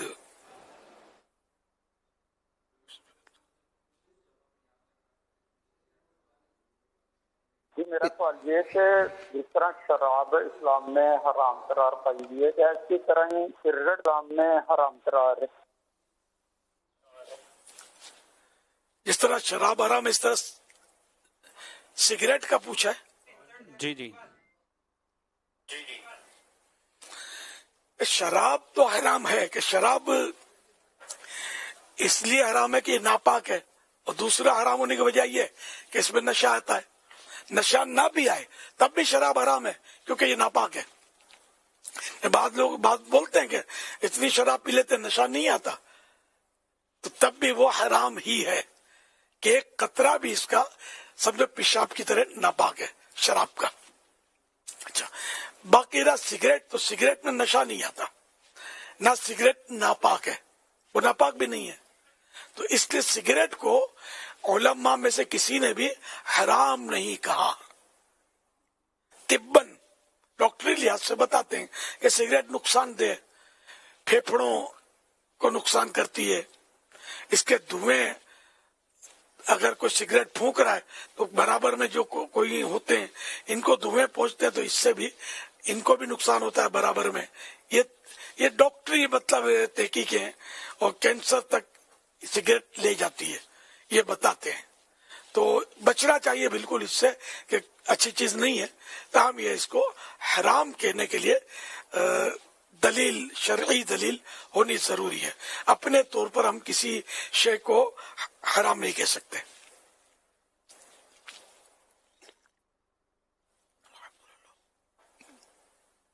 پچھلے دنوں امیر اہل سنت کی جانب سے, امیر اہل سنت کی طرف سے فیضان قرآن مساجد بنانے کے حوالے سے اعلان ہوا تھا. آئیے اس کے حوالے سے ہمارے پاس ایک ویڈیو ہے, وہ دیکھتے ہیں. دعوت اسلامی کی مجلس خدام المساجد دنیا بھر میں بنام فیضان قرآن 540 مسجدیں بنائے گی. فیضان قرآن.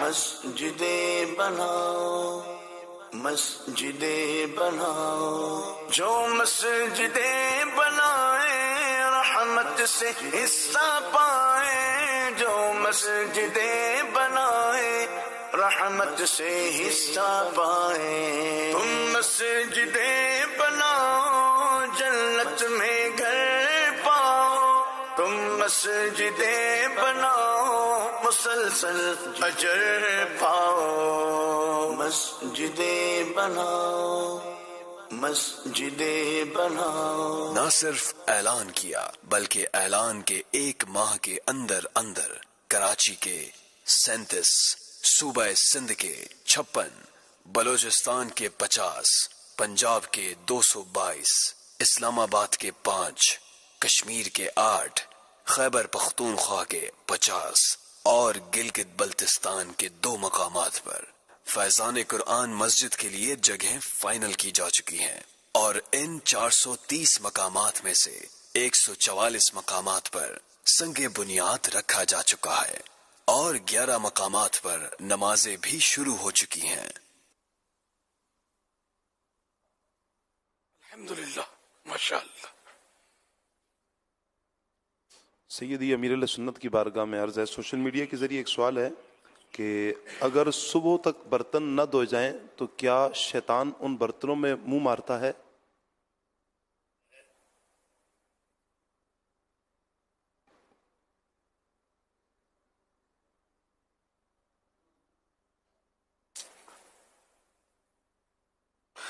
ये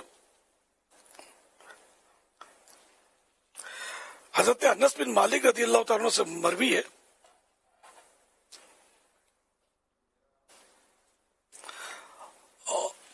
गस्लुल इनाए व तहारतुल फिनाए यूरिसानिल गना, बर्तनों और घर के सहन की सफाई गना और मालदारी लाते हैं।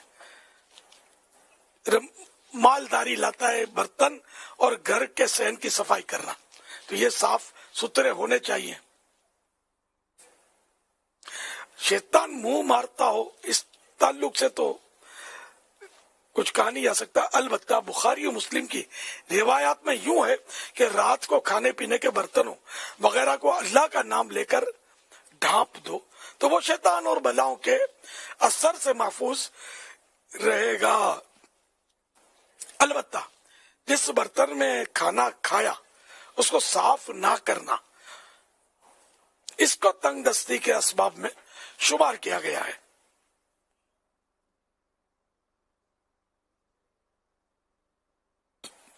वल्लाहु तआला अअलम व रसूलुहु अअलम। अज़्ज़ व जल्ल व सल्लल्लाहु तआला अलैहि व आलिहि वसल्लम।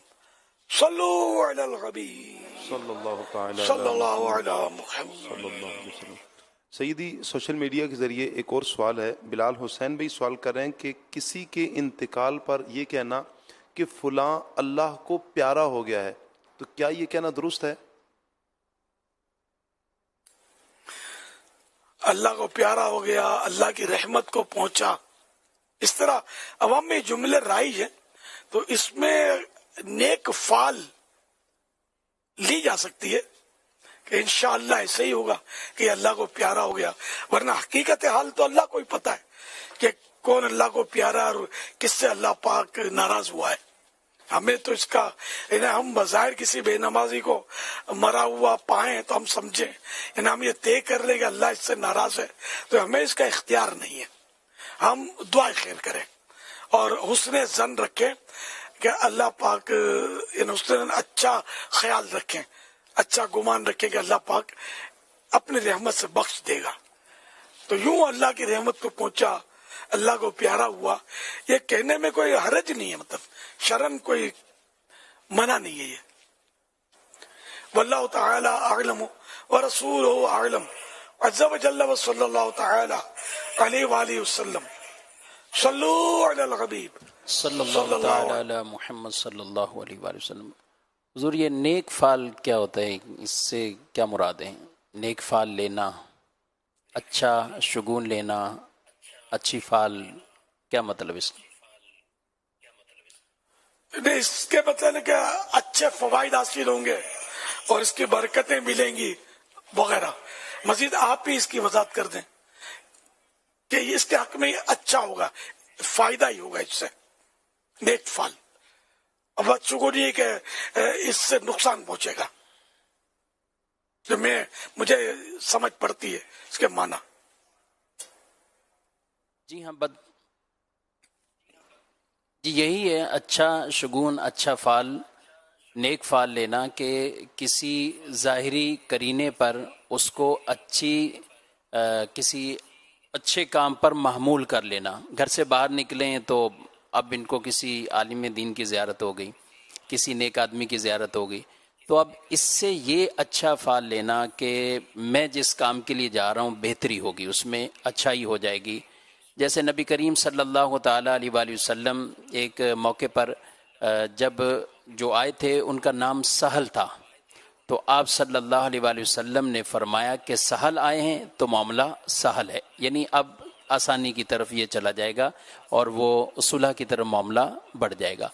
تو کسی کے اچھے نام سے اچھی کوئی زیارت ہو جائے یا کوئی اور ایسی اچھی خبر، تو اس سے اپنے کسی معاملے میں اچھا شگون لینا کہ میرے ساتھ یہ اچھا ہو جائے گا، اس کی تو ہمیں اجازت ہے اور احادیثوں سے باقاعدہ یہ ثابت ہے. ماشاء اللہ.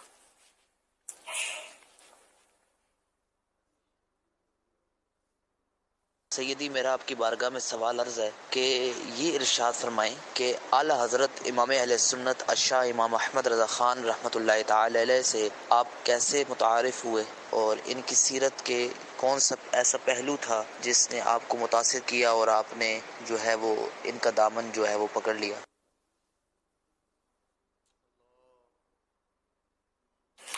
اعلیٰ حضرت رحمۃ اللہ علیہ کا یوں تو مطلب میں جب بچہ تھا تو نعتوں میں رضا آتا تھا، تو مجھے خیر اس وقت سمجھ نہیں پڑتی تھی. ایک بار میں چھوٹا تھا، بادامی مسجد میں بیٹھا تھا، ان کے غالباً وہ متولی تھے، وہ کوئی رحمت اللہ علیہ اعلیٰ حضرت کے نام کے ساتھ انہوں نے کہا، تو میں نے کہا رحمت اللہ علیہ، کہ میرے ذہن میں یہ تھا بچپن کے حساب سے کہ جو ولی اولیاء ہوتے ہیں ان کو رحمت اللہ علیہ بولتے ہیں. رحمت اللہ علیہ کا معنی کیا ہے یہ بھی سمجھ نہیں پڑتی تھی، یہ بولتے تھے غوث پاک رحمت اللہ علیہ، خواجہ غریب نواز رحمت اللہ علیہ. تو میں نے کہا یہ رحمت اللہ علیہ ہیں، یہ تو انہوں نے پھر مجھے سمجھایا کہ تو ولی تھے، بزرگ تھے، فلاں تھے. سب سے پہلا تعارف یہ بادامی مسجد کے اندر جو ہمارے محلے میں تھی کراچی کے اولڈ سٹی ایریا میں، اس میں مجھے وہ حاجی زکریا مرحوم، اب تو کافی سالوں کی وفات ہو گئی، انہوں نے مجھے سب سے پہلے ان کا تعارف کروایا تھا سرکار اعلیٰ حضرت رحمۃ اللہ علیہ کا. آہستہ آہستہ پھر جب میری عمر کچھ بڑھی اور کچھ ماحول ملا تو پھر اعلیٰ حضرت رحمۃ اللہ علیہ کا مزید تعارف ہوتا چلا گیا. واللہ تعالی اعلم ورسولہ اعلم عز وجل وصلی اللہ تعالی علیہ وآلہ وسلم. صلو علی الحبیب صلی اللہ علی محمد. میرا پیارا میرے سنت سے یہ سوال ہے کہ اگر کسی شخص نے زلفوں کی نیت کی ہے یا اس نے زلفیں رکھی ہیں تو اس نے زلفیں کاٹ دیں تو اس کا کیا حکم ہے؟ جواب ارشاد فرمائیے.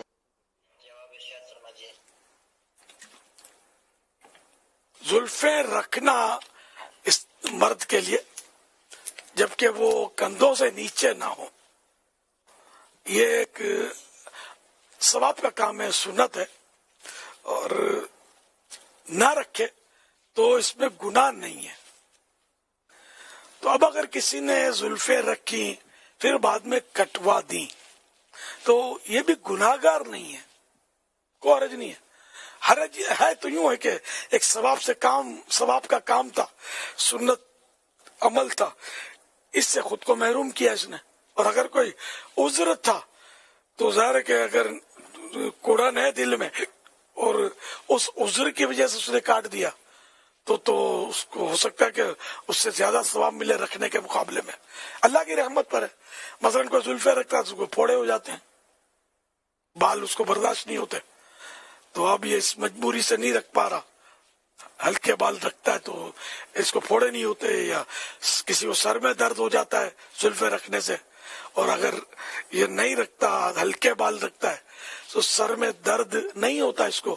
اگر واقعی اس طرح کے کوئی اس کے ہیں معاملات، اس کا دل جلتا ہے، جی چاہتا ہے کہ میں زلفیں رکھوں، تو ہو سکتا ہے کہ اللہ پاک اس کی اس کوڑن اور دل کی جلن کے سبب اس کی مغفرت فرما دے. اللہ کی رحمت بہت بڑی ہے کہ اس کو میرے پیارے حبیب صلی اللہ علیہ وسلم کی سنتوں سے پیار ہے، لیکن یہ میرا بندہ مجبور ہے، امتحان ہے اس کا. تو بہرحال یہ عذر ہو تو وہ بھی الگ صورت، نہ ہو اور ویسے ہی کوئی نہیں رکھتا گناہگار وہ بھی نہیں ہے. واللہ تعالی اعلم ورسولہ اعلم عز وجل وصلی اللہ تعالی علیہ وآلہ وسلم. صلو علی الحبیب صلی اللہ علیہ محمد صلی اللہ تعالی علی محمد صلی اللہ علیہ وسلم. ایک اسلامی بھائی عالمی مدینہ مرکز فیضان مدینہ مسجد صاحب سے سوال کریں گے. السلام علیکم ورحمۃ اللہ وبرکاتہ. وعلیکم السلام ورحمۃ اللہ وبرکاتہ.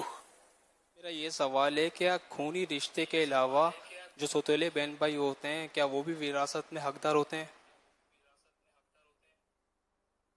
میں نیت کرتا ہوں انشاءاللہ ہر ماہ مدنی قافلے میں جانے کی.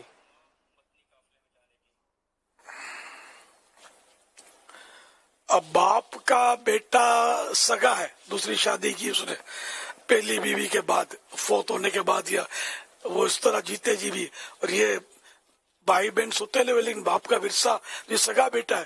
مزید مفتی صاحب دیکھیے کیا اس کی تفصیل بیان فرماتے ہیں. جیسے آپ نے ایک سوال کی وضاحت کرتے ہوئے جواب کی وضاحت میں فرمائے، جیسے باپ کا انتقال ہوا اور باپ نے 2 شادیاں کی ہیں، تو 2 شادیاں ہونے کی صورت میں اگرچہ ان 2 بیویوں کے ذریعے ہونے والی جو اولاد ہے وہ اگرچہ سوتیلے کے لفظ سے تعبیر کی جاتی ہے، لیکن والد کے انتقال ہونے کی صورت میں یہ اولاد چونکہ اپنے والد کی سگی اولاد ہے تو وہ تو وارث بنے گی. رہا معاملہ یہ کہ اگر کسی شخص کا انتقال ہوا اور اس کے سگے بھائی بھی ہیں اور سوتیلے بھائی بھی ہیں، یعنی دوسری والدہ سے بھی اولاد تھی والد کے ذریعے، تو وہ بھی اولاد موجود، بھائی موجود ہیں، اور اس کے اپنے سگے بھائی بہن بھی موجود ہیں. اور اگر اس مرنے والے شخص کی اولاد بیٹا نہ ہو تو اس صورت میں پھر یہ وراثت سگے بھائیوں کی طرف جائے گی، جو سوتیلے بھائی ہیں وہ وارث نہیں بنیں گے. تو وراثت کے اندر جو ورثہ ہیں ان میں رشتہ داری کا ایک بہت بڑا فیکٹر ہوتا ہے کہ جس وارث کو، یعنی جو مرنے والے سے متعلقین جو رشتہ دار ہیں، ان میں جس کو میت سے جتنی زیادہ قرابت داری ہوتی ہے وہ وراثت کے اندر حقدار بن جاتا ہے، اور جس کی قرابت داری دور ہے، یعنی اس کا رشتہ تو بنتا ہے لیکن اس قرابت کے اندر دوری پائی جاتی ہے تو وہ وارث نہیں بنتا. تو اس کو ہم یوں بھی سمجھ سکتے ہیں جیسے کسی آدمی کا انتقال ہوتا ہے اور اس کے بیٹے بھی موجود ہیں اور اس کے بھائی بھی موجود ہیں، تو بھائی کا بھی اور بیٹوں کا مرنے والے سے تعلق ہے، لیکن قرابت داری میں جو بیٹا ہے وہ بھائی کے مقابلے میں میت کے زیادہ قریب ہوتا ہے. یہی وجہ ہوتی ہے کہ بیٹے کے موجود ہوتے ہوئے بھائی میت کے وارث نہیں ہوتے. تو یوں ہی جو بھائیوں والا رشتہ ہے تو اس میں سگے بھائی بھی ہیں اور سوتیلے بھائی بھی ہیں. تو جو بھائی سگے ہوتے ہیں یعنی جن کے ماں باپ دونوں کے ایک ہوں ان اولاد کے، تو اس صورت میں وہ وارث بنیں گے، اور جہاں سوتیلے رشتے کے اعتبار سے جو بھائی بہن بنتے ہیں وہ سگے بھائی کے ہوتے ہوئے وارث نہیں بنتے. ماشاء اللہ ماشاء اللہ.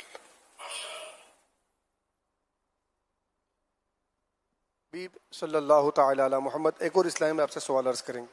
السلام علیکم ورحمۃ اللہ وبرکاتہ. وعلیکم السلام ورحمۃ اللہ وبرکاتہ. یا سیدی، میرا نام غلام الیاس رضا اتاری ہے. میں درجہ خامسہ مرکزی جامعۃ المدینہ کراچی کا طالب علم ہوں. میرا آپ کی بارگاہ میں سوال یہ عرض ہے کہ ماہ رضا سفر المظفر کا مہینہ جاری و ساری ہے، تو ہم عرس اعلیٰ حضرت کی تیاری کیسے کریں؟ مدنی پھولوں سے نواز دیجیے، اور ہمیں مدنی مذاکرہ دیکھنے کے لیے کیا کیا نیتیں کرنی چاہیے؟ اور مدینہ یا سیدی، میری مدنی فیس یہ ہے کہ الحمدللہ عز و جل مدنی مذاکروں میں شرکت ہوتی ہے. انشاءاللہ عز و جل ہفتہ وار اجتماع میں بھی پابندی سے شرکت کرنے کی نیت ہے انشاءاللہ. ماہ رضا بھی شروع ہوا ہے تو ہمارے یہاں اعلیٰ حضرت رحمۃ اللہ علیہ کا عرس شریف جو ہے وہ مدنی چینل پر مناتے ہیں. بعض ہمارے اسلامی بھائی جو ہیں وہ کچھ بیان کی ترغیب کرتے ہیں، کوئی نعتوں کی محفل سجاتے ہیں، اس طرح کی ترکیب ہوتی ہے. عرس منانے کا جہاں تک تعلق ہے تو اس کے لیے ظاہر ہے کہ وہ اور موقع کی مناسبت سے ہی تیاری ہوتی ہے. تو اعلی حضرت کی سیرت پر ہم عمل کریں، اس کی تیاری عمر بھر کرنی ہے. اور مدنی مذاکرے کی نیتیں تو اس طرح کہ میں علم دین حاصل کروں گا، توجہ سے سنوں گا، اللہ کی رضا کے لیے سنوں گا، سمجھ میں نہیں آئے تو علماء سے سمجھ لوں گا وغیرہ وغیرہ. موقع کی مناسبت سے اچھی اچھی نیتیں کی جا سکتی ہیں. واللہ تعالی اعلم ورسولہ اعلم عز وجل وصلی اللہ تعالی علیہ وآلہ وسلم. صلو علی الحبیب. بہت خوش نصیب ہے وہ مرد جس کو اللہ پاک نیک بیوی دے. ایک اسلامی بہن کی نظر اللہ کی رحمت پا کر جنت پانا ہے. علم ایک روشنی ہے جو ہمارے لیے راستہ بناتا ہے. دنیا میں بغیر غموں کے نہیں جیا جا سکتا. یہاں شکر کے ساتھ جئیں گے تو زندگی اچھی گزرے گی. میرے ساتھ یوں، میرے ساتھ یوں، فلاں نے یوں کر دیا، فلاں نے یوں کر دیا. مجھے کوئی بھی غم نہ ہو، مجھے کسی قسم کا غم نہ ہو، کسی قسم کا دکھ نہ ہو، تو وہ جنت ہے. فرض اگر علم نہیں سیکھا اپنے رب کو کیا جواب دیں گی؟ انشاء اللہ الکریم دیکھیے نگران شورا مولانا محمد عمران انصاری کا اسلامی بہنوں کے لیے سنتوں بھرا بیان 20 اگست 2023 بروز اتوار دوپہر 3:30 بجے براہ راست مدنی چینل پر. الحمدللہ مرکزی مجلس شورا کے نگران حاجی محمد عمران مبتذلہ العالی اسلامی بہنوں میں سنت بھرا بیان فرمائیں گے آج 20 اگست 2023 مدنی چینل پر. تمام اسلامی بہنیں اپنے طے شدہ مقامات پر دیگر اسلامی بہنوں کو جمع کر کے اس اجتماع میں شرکت کی سعادت حاصل کریں. فرمان آخری نبی صلی اللہ علیہ وآلہ وسلم لا الہ الا اللہ العلیم الکریم سبحان اللہ رب السماوات السبع رب العرش العظیم. جس نے 3 مرتبہ پڑھا تو اس نے گویا شب قدر حاصل کر لی. آئیے مل کے پڑھتے ہیں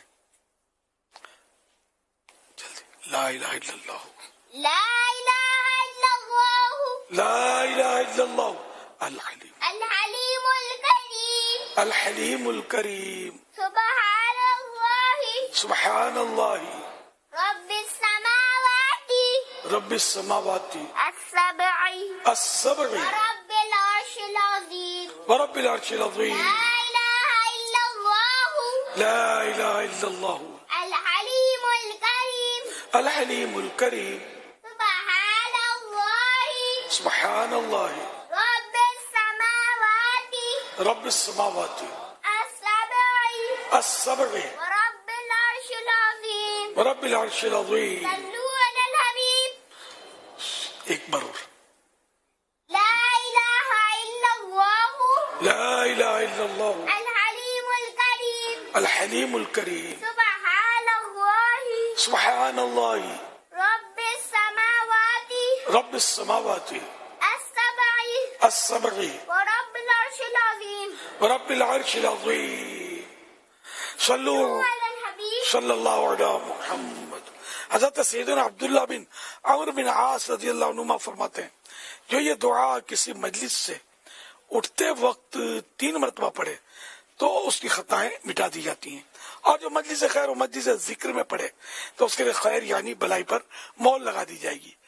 آئیے مل کے پڑھتے ہیں. سبحانک اللہم سبحانک اللہم رب السماوات سبحانک اللہم سبحانک اللہ قلانی کلا کلا سبحانک اللہم سبحانک اللہم وبحمدک وبحمدک وبحمدک لا الہ الا انت لا الہ الا انت استغفرک واتوب الیک. سبحانک اللہم سبحانک اللہم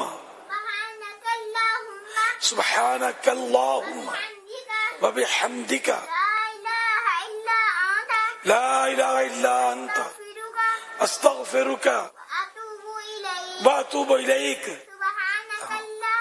سبحانک اللہم وبحمدک وبحمدک لا لا إله إلا أنت أستغفرك وأتوب إليك صلى الله على محمد.